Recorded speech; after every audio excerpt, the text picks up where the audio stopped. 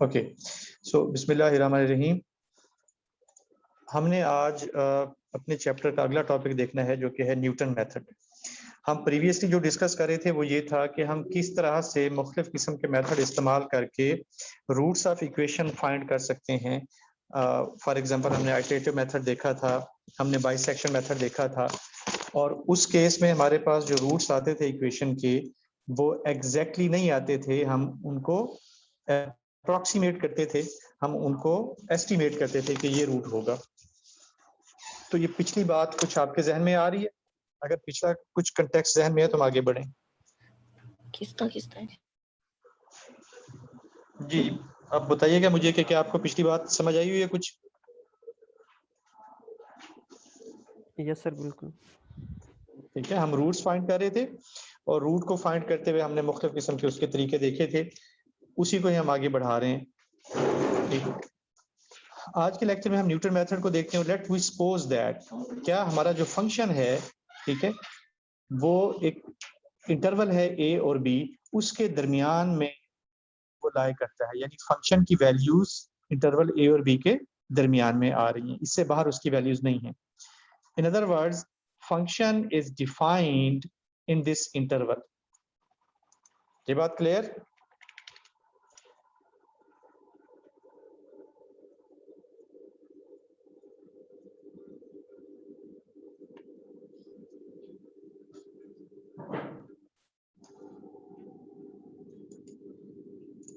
Okay, और हम ये भी सपोज करते हैं कि फंक्शन भी डिफाइंड है, यानी फंक्शन में हम वैल्यूज पुट करें तो उसकी वैल्यू जीरो नहीं आती, उसका डेरिवेटिव भी डिफाइंड है, first order, second order and so on, next order derivatives भी डिफाइंड है हमारे पास।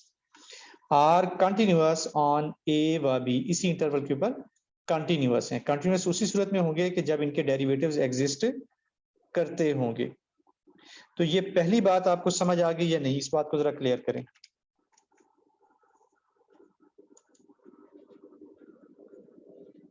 जी बेटा, साथ साथ मुझे जवाब भी देते जाओ ना आप। सर आपकी स्क्रीन शेयर नहीं हो रही। ओह सॉरी, तो बताओ ना मुझे।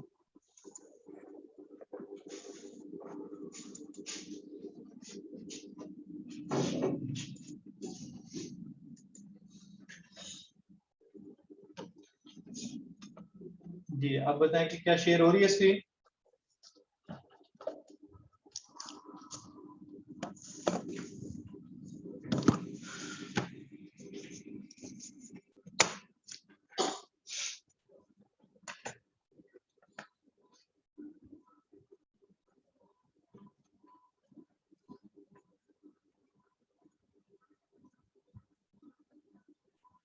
Yes sir.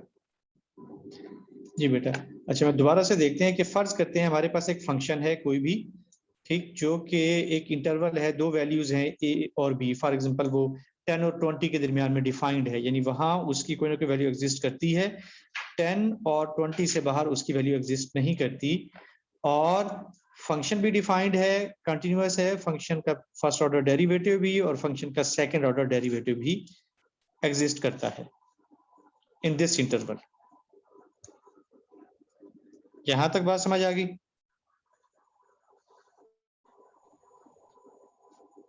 जी यस सर। ठीक है, और डेरिवेटिव हमें पता है, डेरिवेटिव अगर जीरो हो जाए तो उसका मतलब ये होता है कि वहां पे कोई डिफरेंस नहीं आ रहा, ठीक, हम कहते हैं कि कंटिन्यूअस है, मतलब डेरिवेटिव की वैल्यू नॉन जीरो आएगी। लेट पी जीरो, हमारे पास अप्रोक्सीमेशन है उस फंक्शन की, ठीक, लेट्स से दैट कि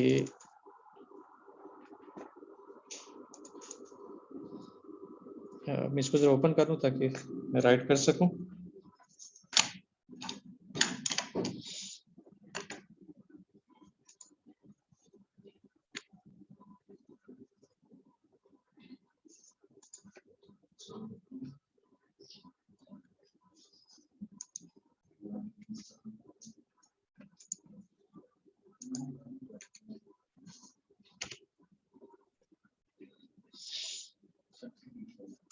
लेट हमारे पास कोई एक फंक्शन है that is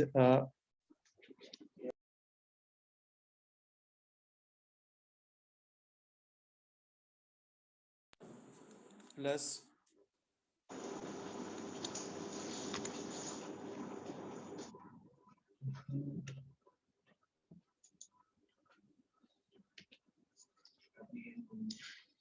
the function is that f of x that is equal to 5x square plus 6x plus 3। ये हमारे पास फंक्शन है which is function of one variable।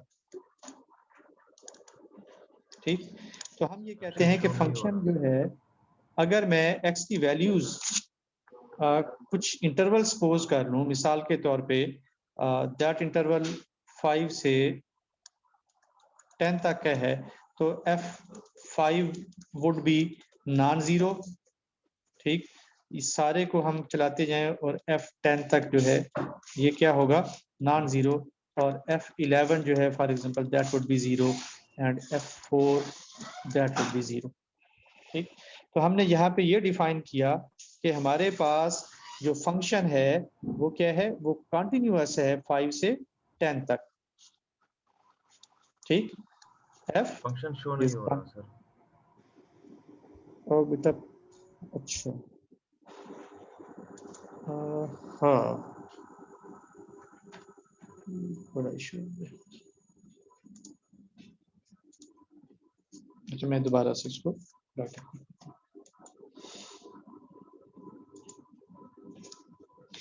फर्ज करें कि मेरे पास एक फंक्शन है f of x that is equal to 5x square plus 6x minus 3। ठीक, और मैं ये कहता हूँ कि ये फंक्शन डिफाइंड है 5 से 10 तक की वैल्यूज के ऊपर। मतलब इसका ये होगा कि अगर मैं x जो है उसकी जगह पे 5 वैल्यू पुट करूं तो जो भी जवाब आएगा वो 0 के बराबर नहीं होगा, और अगर मैं f of for example x 6 put करूं तो वो भी जवाब नॉन जीरो होगा। इसी तरह चलते चलते f ऑफ 10 तक मैं वैल्यूज पुट कर दूं तो जवाब मेरा क्या होगा, नॉन जीरो। लेकिन अगर मैं f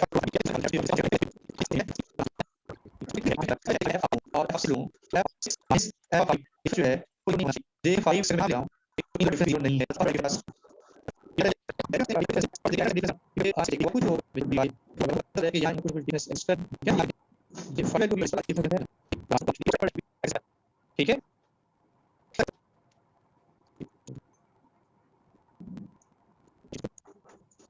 अब बस बुक में हमें ये वाली लाइन ये डिफाइन भी कंटीन्यूअस है।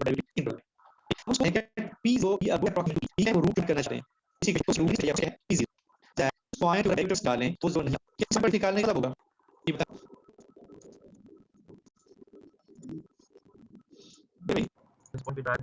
पॉइंट पर देखिए क्या हम बुक को देखते हैं फिर से अच्छा है तो उस पे बात नहीं होगा। ये बात है ठीक है, जो कि ए है इस फर्स्ट करके डिवाइड बाय 2 माइनस मैं बात करूं x 0 बराबर है a1 बराबर है f x बराबर है ये एक्सरसाइज पर एडिट करें तो पॉइंट में फिर है ये अब समझ आ गया अच्छा 0 समझ आ गया। ठीक है सर। ये पहले तो इनका डिफरेंस फर्स्ट एलिमेंट पार्ट 0.0 निकालें f(x) 0 प्लस -0 और इसका डेरिवेटिव तो -0 ओवर 2 वेक्टर है, बस ये आंसर लिखा। ये टेलर सीरीज को पढ़ के कैसे क्या f(x) पॉइंट ये वेरिएबल की x है और दिस 0 बस इसने क्या किया to divide this this is our first element. फिर हमारे पास is a number between x and 0। ठीक है, ये वो नंबर होगा जो इस 0 के दरमियान में तो चलिए ये रिपोर्ट है इफेक्टिव एंड f बराबर है 0 f की 0 सो f मेरा क्या है 0 अब क्या और 0 बराबर यहां सपोर्ट है तो बात है तो मैंने होगा हमारा वैल्यू और एक्चुअल रूट वैल्यू जी बोल भाई बात कुछ है e - p 0 ठीक है ये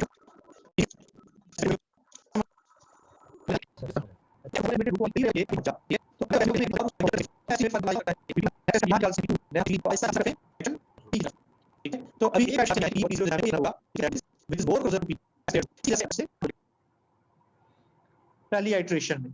अगली आइटरेशन में हम और करीब पहुंचेंगे, उससे अगली आइटरेशन में और करीब पहुंचेंगे। ठीक है, इस वजह से हम कह रहे हैं कि ये जो नंबर है ये वाला, ठीक, ये p0 ठीक है, और P के दरमियान में है। तो ये पॉइंट हम कह रहे हैं the number is between P and P0। ये बात समझ आ गई तो हम आगे चलें। यस सर, क्लियर है। ओके, अच्छा, तो अब हमें ये समझ आ गया कि दिस वेयर दिस अब हम क्या करें इसको, ठीक है, जीरो को लेकर आए, राइट हो गया।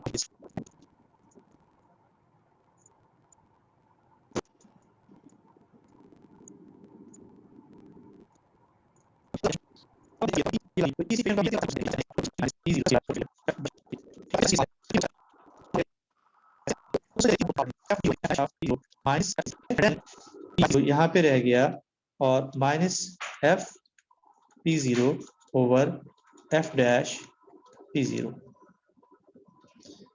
P is equal to P0 minus f of P0 over f dash P0। जी,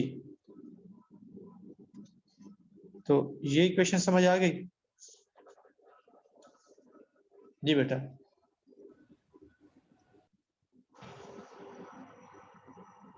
ठीक है। अगर मैं इसको इग्नोर ना करता तो फिर ये इस किस्म की, अब चूंकि मैंने उसको इग्नोर कर दिया तो मैंने ये ले लिया। ये इक्वेशन समझ आई या नहीं?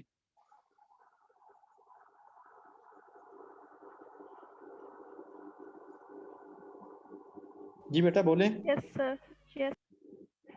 ठीक है, अच्छा, इसको ना मैं एक और तरह से लिख लेता हूँ, P1 is equal to P0 minus f of P0 over f dash of P0। सिर्फ मैंने यहाँ पे इंडेक्स यहाँ पे नहीं था तो उसको मैंने इंक्लूड कर दिया। ये बात भी समझ आ गई?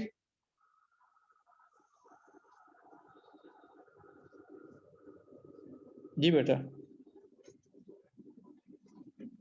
बोलो भाई। यस सर, समझ आ गया। ठीक है, अच्छा, अब मैं इसको जनरल फॉर्म में लिखता हूँ, Pn+1 is equal to n+1 की बजाय चलिए इसको हम n कर देते हैं। Pn is equal to Pn minus 1 minus f of Pn minus 1 over f dash of Pn minus 1। जी, ये बात समझ आई या नहीं? Yes sir. जी सर क्लियर है। जी, बाकी लोग भी बताओ भी बेटा, आप लोगों को समझ आ गई? यस सर, क्लियर है। ओके, तो अब हम यहाँ देखते हैं कि ये देखें, ये रीअरेंज करके हमने ये वाली इक्वेशन बनाई, ठीक है, ये हमें समझ आ गए। और फिर हमने वही बात की कि अगर P माइनस P0 स्मॉल है तो ये जो है वो और स्मॉल हो जाएगा, लिहाजा हम इस टर्म को छोड़ देते हैं और हमारे पास ये टर्म बच जाती है, तकरीबन अप्रोक्सीमेट हो जाती है। समझ आ गई बात? ये टर्म हमने कैसे निकाल ली? ठीक हो गया? यस। और फिर वही बात जो मैंने आपको पिछली स्लाइड पे करके दिखाई, P1 is equal to P0 minus f of P0 over f dash of P0। ये हमारी अप्रोक्सीमेशन आ गई। अब जरा गौर करें, ये हमारा पहला एस्टीमेट था रूट का, ठीक है, फिर हमने इस फार्मूले को इस्तेमाल करके उस रूट का अगला एस्टीमेट निकाल लिया।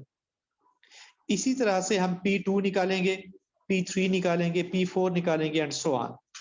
अब जरा आप लोग मुझे बताओ कि P2 क्या होगा? जी, P1 minus f of P1 over f of P1 का डेरिवेटिव। जबरदस्त, दैट वुड बी। और इसी तरह से हम P2 और P3 और बाकी भी निकालेंगे। ठीक हो गया? अच्छा, equation 2.4 can be written as, 2.4 कौन सी थी हमारी? ये वाली, ठीक है। इसको हम लिख सकते हैं, ये देखिए यहाँ पे इंडेक्स नहीं था, ठीक, तो हमने यहाँ पे इसको यूं लिख दिया, P1 माइनस दिस, ठीक, ये सारी चीज P1 हो गई ना, ठीक है। तो इस इक्वेशन 2.4 में ये सारी चीज P1 हो गई, तो इसको P1 लिख दें और आगे वो इक्वेशन वैसे रहने देते हैं हम। So here you see that this is, ठीक हो गया। अब हमारे पास समरी के आगे ये मैंने आपको निकाल के बता दिया, ये हमें समझ आ गया कि Pn is equal to Pn minus 1 minus f Pn minus 1 over f dash Pn minus 1. This is called the Newton method. That's all. ठीक है, सो न्यूटन मेथड समझ आ गया। Yes sir. तो इस तरह से हम रूट निकालते चले जाएंगे और हम एक्चुअल रूट के करीब से करीब तर होते चले जाएंगे। एक किस्म का ये आइटरेटिव मेथड है, एक ऐसी इक्वेशन का रूट फाइंड करने का जिसका रूट हम एग्जैक्टली फाइंड ना कर सकते हैं। समझ आ गई बात? अच्छा, उसके बाद है जी उसकी graphical interpretation. Start with P0, draw the tangent line at P0 FP0। ठीक है, यहां इसको देखते हैं हम यहां से स्टार्ट करते हैं, ये हमारा P0 पॉइंट है, ठीक है, और ये वाला FP0 होगा। तो इस पॉइंट के ऊपर आप टेंजेंट डाल दें, ठीक, और अगर P0 पॉइंट ये है आपका, तो ये आपका FP0 होगा, इस पे टेंजेंट बना दें। टेंजेंट का मतलब क्या होता है, हमें पता है कि एक ऐसी लाइन जो सिर्फ एक पॉइंट के ऊपर कर्व को टच करे, ठीक, and approximate P by intercept P1 of the line. ठीक है, तो लाइन जो है इंटरसेप्ट उसका कितना बनता है उसको लेके, इंटरसेप्ट क्या होता है कि वो y एक्सिस को कहां पे क्रॉस करती है। इस पर्टिकुलर केस में तो उसका इंटरसेप्ट 0 है, लेकिन अगर आप यहां पे देखेंगे तो यहां उसका इस जगह पे आएगा तो कुछ ना कुछ इंटरसेप्ट बनेगा। ठीक, तो इसकी ग्राफिकल इंटरप्रिटेशन को आपने थोड़ा सा समझना है। Now draw the tangent line at P1 और फिर P2। ठीक है, कि इसी तरह से फिर इसको फाइंड करके उसको ड्रा करें। तो थोड़ा सा इसको आपने पढ़ना है, मैं आपके लिए छोड़ रहा हूँ। रिमार्क देख लेते हैं। Clearly Newton method will fail अगर डेरिवेटिव उसका एग्जिस्ट ना करे। सादा सी बात है, अगर डेरिवेटिव एग्जिस्ट नहीं करता और हमारे पास ये वाला फार्मूला है तो यहाँ तो वैल्यू क्या आ जाएगी, 0, और वैल्यू 0 आने से ये क्या हो जाएगा, इंफिनिटी। ठीक है, जब ये इंफिनिटी हो जाएगा तो फिर हम उसको सॉल्व नहीं कर सकते। ठीक,